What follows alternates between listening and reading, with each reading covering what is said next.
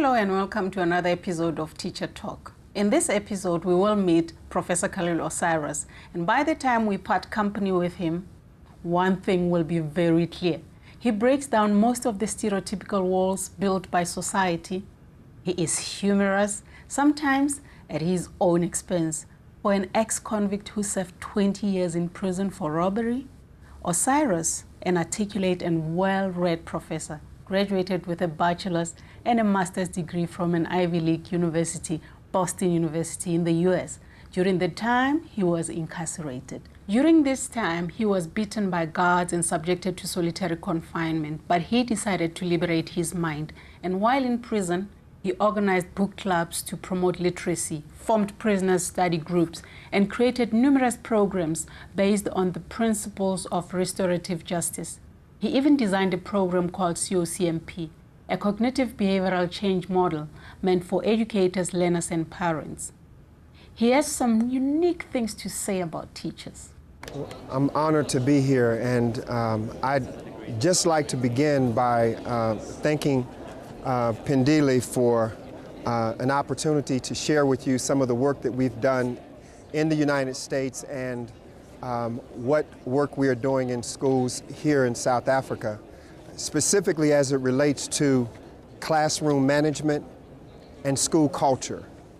And so what I'm going to do is start by asking you just a couple questions, because when we talk about what it is we do with young people, one of the biggest questions is, well, how can that help me be more effective as a teacher when we're talking with educators? How can I, without adding to my workload in any major way, take what you have learned, take the techniques, the skills, the tools, and use them to be more effective in the classroom? And then how can we build that out so that it's school-wide? So today's conversation is going to address the challenges that we have in schools on two levels. One level is a systems approach.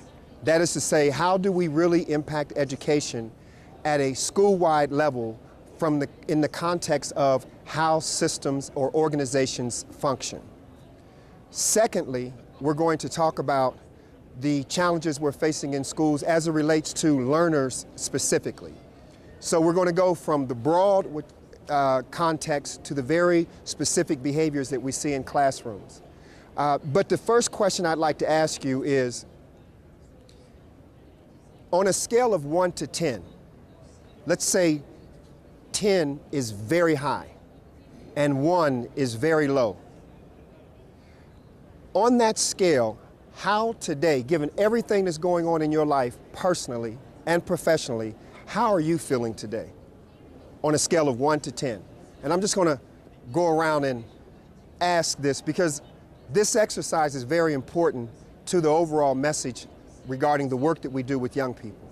Professor Osiris stipulated that the emphasis of the exercise was to encourage the audience to give a concrete description of how they were feeling.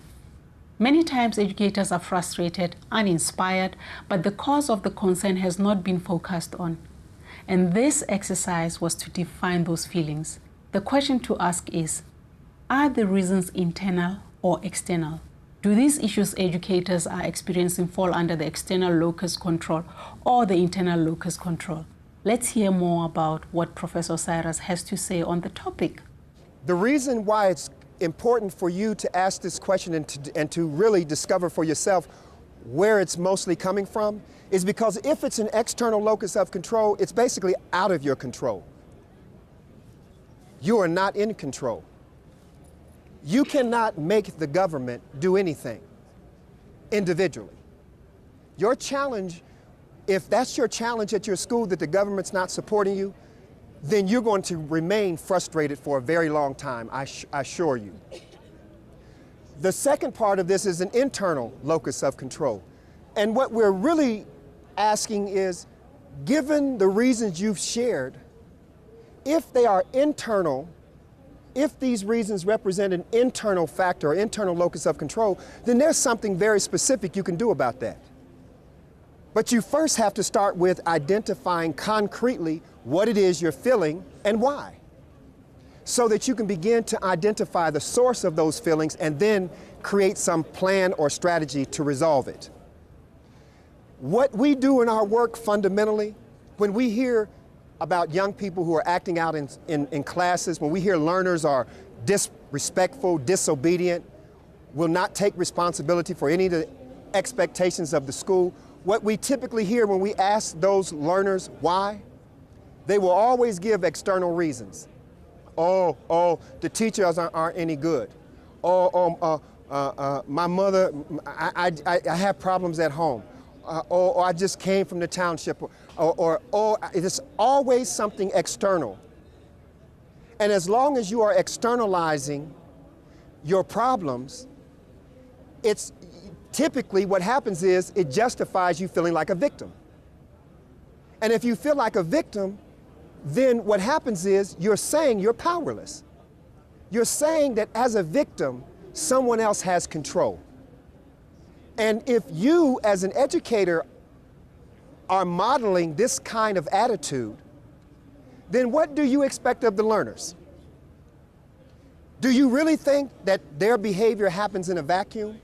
That it happens outside the context of an experience they're having on a daily basis?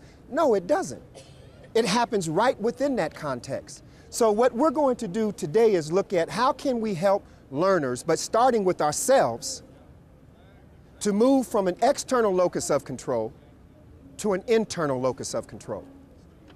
How can we literally, in our own lives, in our own experience, in our daily teaching experience, put ourselves in a position where we are more in control of the situation because we are exercising our power internally over the environment that we're in. That's going to be a very big point that I want to show us today how to do, how to accomplish, individually, as well as school-wide. Now, given that we've seen the power of this external and internal, and we now have some sense of what it means, I'm going to ask you, would you say that the primary reasons that you picked a 4, correct? Are your reasons primarily external or internal?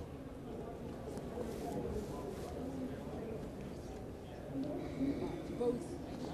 Okay. What is the primary external factor that you're looking at for you saying you're a 4? The external part of it will be from the side of the government. From the side of the government. So what they're not doing. And internally, what is the primary factor that has you at a 4? Sitting with the kids in front of you without discipline or maybe disrespect.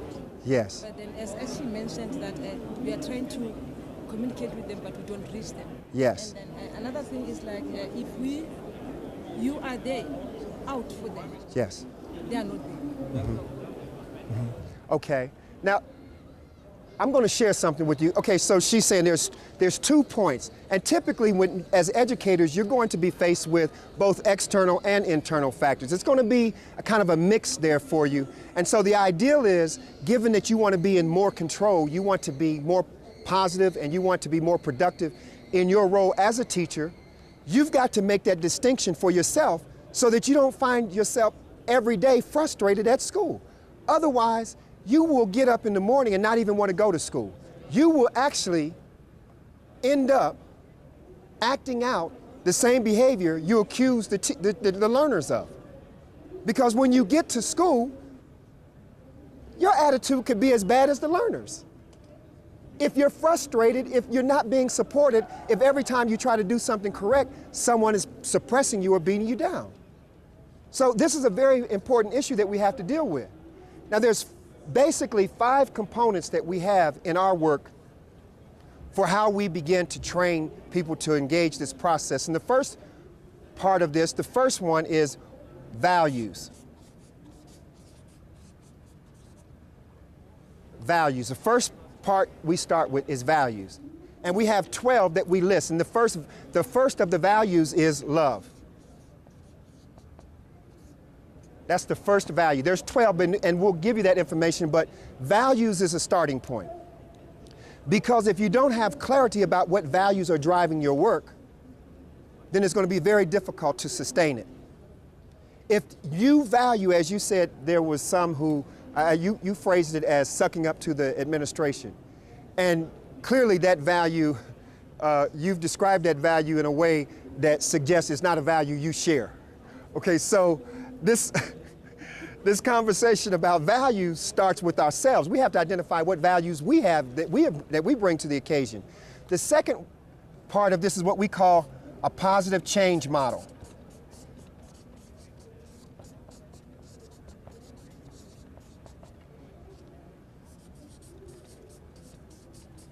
And in the positive change model, we're going to actually show you how to use this process to begin to understand what you can do to be more effective when situations arise in a classroom, for example, or when they arise in your school.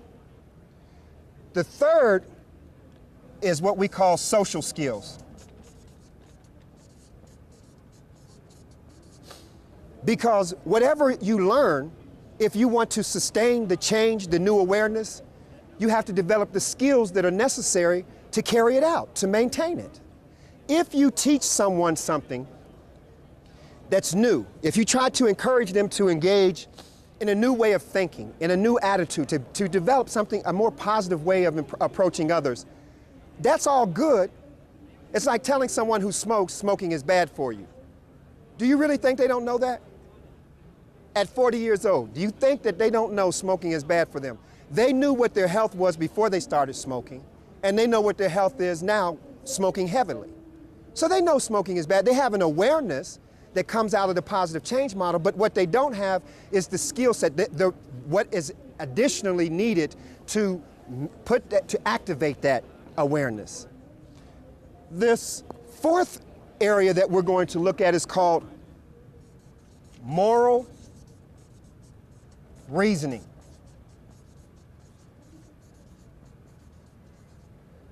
Moral reasoning basically has to do with whatever it is that you do, the fundamental question is, why? Why did you do it? And if you don't have a sense of why you did it, it's going to be very difficult for you to sustain your reasoning for doing it. So the moral reasoning means that underneath every decision you make, underneath all of the action that you take, there is a why question that you need to be grappling with. If you resign from teaching, you need to really be clear about why. And the more clear you are about why, the more clear you will be about what your next steps are. The fifth area that was focused on is termed BPIS, Positive Behavioral Interventions and Supports. The second part of that is called RTI, which is Response to Interventions. For example, if you work with troubled youth, they already exhibit barriers of learning and behavior. So to expect them to function traditionally in a classroom is unrealistic. Professor Osiris states that typically traditional methods of teaching are ineffective in addressing this type of learner population. The focus areas, BPIS and RTI, represent an evidence-based framework to set up school management. Let's hear more about what Professor Osiris has to say about these focus areas. So PBIS, Positive Behavioral Interventions and Supports, and RTI, Response to Interventions, this represents an evidence-based framework for how you set up school management, how we as a school-wide process will begin to implement strategies and practices that are effective in reducing disciplinary problems, in increasing academic performance or achievement, and in strengthening self-esteem, but school-home partnerships. Because a lot of this, some of you have encountered the parents of the children that you're working with, and you struggle with the parents. So it's not just that you're dealing with the child in isolation, you're actually looking at a process whereby if you do not have a model that addresses the school-wide climate or the culture of the school, it's going to be very difficult for you as a teacher to operate in your isolated classroom and think that your learner is going to leave your classroom and sustain the good work they're doing with you. Because you have no model outside your classroom. And even what you're doing, oftentimes, you have not documented what you're doing in such a way where it's curricular, where someone could step in on the day that you're not there. What a blessing. What a blessing. So as we look through this process, we're now going to go into exactly how the model is implemented. These are the 5 core steps. First, values. Are any of you working with learners who you feel don't have values? You say, you who are working with the learners from the juvenile justice side of this, you feel that the learners, it just seem like not to have any values. Have you encountered that? Any others of you encountered that with the learners you're working with? They seem not to have any values, or their values seem to be absent. Has that been any part of your experience? Okay. Here's what we say about values.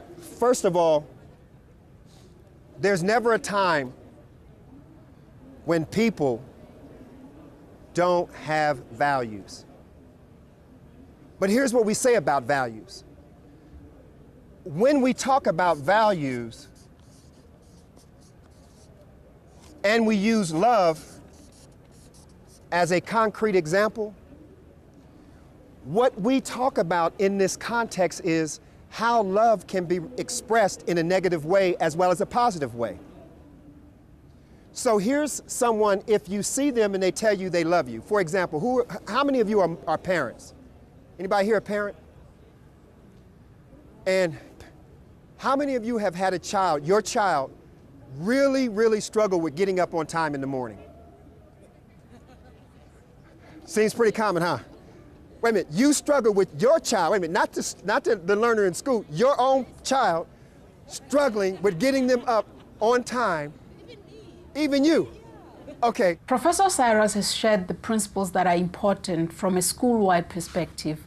The 3 are: be respectful, be responsible, and be safe. The principles reflect positive behavioral interventions and supports as well as response to interventions, as previously mentioned. The professor goes on to give a breakdown of these principles. Be respectful. When we talk about being respectful, we have to define it in terms of concrete behavior. We have to give examples of what being respectful looks like. What does it look like in a school environment when we say be respectful? If you're teaching the value from the beginning as a core expectation school-wide, then children come into the school culture and the school environment with an expectation that these values are consistently demonstrated, are consistently exercised and activated throughout the school, whatever classroom they go into. But if you have on the other hand, a teacher who is disrespectful to learners, if you have an example of a teacher who is disrespectful to other teachers, if you have an example of teachers who are disrespectful to the administration, then the value of being respectful isn't being activated and consistently supported in your school. And it's going to be very difficult for you to get uniformity of action on the part of those learners. Because let me just share this with you. The only way to get unity of action is if you have unity of thought. The only way for you to ever achieve unity of action in any situation is if you first develop unity of thought. And unity of thought simply means that you have shared values, shared expectations around the work that you're doing collectively. This second value of be responsible. You know how you want children to do the homework assignments that you give them and do all the other things in the classroom and time on task spent very well? Being responsible. You define it in terms of concrete behavior. Do not leave it to chance. You do not want children to be unclear about what being responsible looks like on a daily basis in their classroom. So you define what being responsible looks like. And thirdly, be safe. Don't you want children to be safe in the school? Don't you want your school to be a safe place for them to learn? So these core values, and let me just tell you, you can take just these core values put them up in your school, test it in your classroom. You don't even have to go school-wide because some of you don't have the power to implement it school-wide. You only can do what you have control over in your classroom. And I'm sharing with you that if in your classroom, when you go back to school next week, to your school, you place in your classroom 3 core values for your class. Be respectful, be responsible, be safe. I promise you by the end of the week, every learner in your class will have a concrete understanding of what it means to be respectful. And when they're not respectful, you have a greater opportunity, you have a greater kind of foundation, stronger foundation for you to then call them back to respectful behavior. But if you haven't set this in motion as a core expectation up front, it's very difficult for you out of the clear blue, because you value being respectful, to expect them to be respectful. You have no frame of reference for agreed or mutually shared values. Secondly, on being responsible, guess what?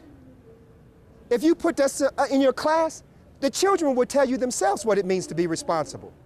All you have to ask them, what do you think being responsible is? They will tell you.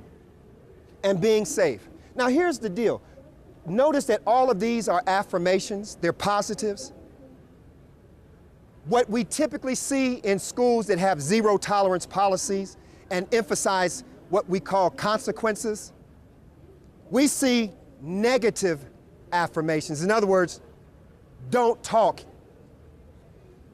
don't curse, don't fight, don't bully anyone. Really.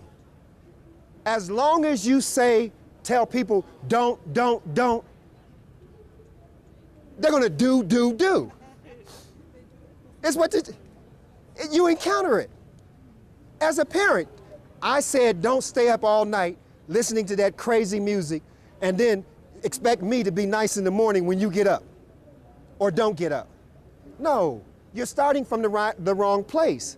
Basically, starting from the negatives is starting from what we call a deficit model. In other words, you start from what you think children lack rather than what they have. Starting from what they have, or the positives, is called a strength-based approach. And the purpose of a strength-based approach is to acknowledge and celebrate what they already have and the genius is already present before they even came to you. And we know that it's present because they arrived at your doorstep or they arrived at your classroom. So there's genius there regardless of whether or not you see it yet. And that's why we say we do not teach to where the child is, we teach to their potential. We are always teaching to the potential. That's why we don't get discouraged by the fact that we don't see it manifest yet, because it's potential we're teaching to. Just think in your own lives. Think as adults, as grown adults now. Haven't you done some things, good things I'm talking about, that you've accomplished, good things you've accomplished, that even you didn't know that you would do? Of course, because it was in you. You didn't know it at the time, but it was in you. That's potential. And I'm telling you, as difficult as a child may be while they're working in your classroom or creating problems in your classroom, there's a potential there for them to be greater than however they're behaving in that moment. But here's what we have to tell you. Given, you understand the values part of it. It's very clear. Right? Given that we know that's the case, there's a very simple process that we use for helping educators understand why young people behave the way they do. We say that all behavior, wherever you go in the world, I don't care if it's China, Indonesia, America, or South Africa, all behavior is a consequence of thoughts and values. All behavior is a consequence of thoughts and values. So if a child is acting out in your classroom, you need to know that it's because of the way they're thinking. So if you, as a teacher, focus on punishing the behavior and you never address the thoughts and values that's producing the behavior, you will never sustain the changes that you want in that child. Yeah, you can punish them that day. You can kick them out of your class. You can even expel them from school. but you will never change the behavior simply by doing that. It's like children who get into trouble. Children who are actually already responsible for committing crimes. And your job is to work with them and help them turn their lives around. Okay, so if you intend to do that successfully, if it's your intention to change that kind of behavior around, then you need a way of doing it. You need a process that you can use that you turn over to them, that they become more effective in using for themselves. So this model is what I call the positive change model. It's just like this. Okay, at the top of the positive change model is what we call thoughts and values, and it's all positive. Remember I told you about those values, and I started with love, and I say here's what it looks like concretely. So if we're teaching to a value, love or respectful, being respectful, and it's positive from the start, then what would change this positive behavior? What is this positive thought or value? What would change it most dramatically?